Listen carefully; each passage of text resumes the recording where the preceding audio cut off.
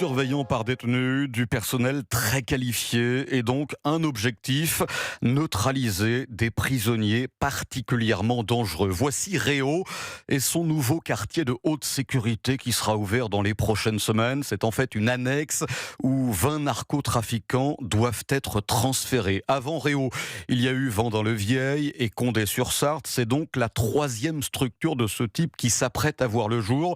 Problème, Jean-Baptiste Marty, les surveillants pénitentiaires montent au créneau.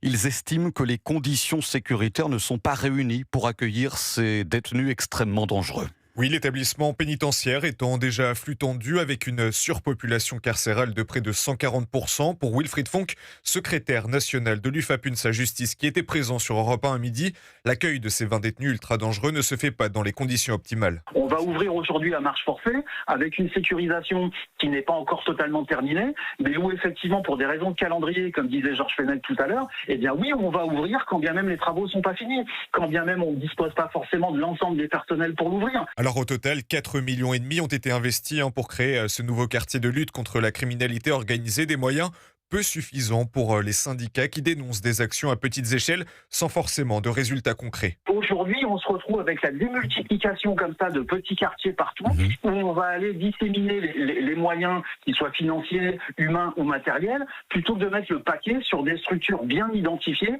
et où effectivement on aura beaucoup plus d'efficacité. D'autres quartiers dédiés aux narcotrafiquants doivent ouvrir dans les prochains mois, comme à Valence ou encore à Aix-en-Provence. Merci Jean-Baptiste.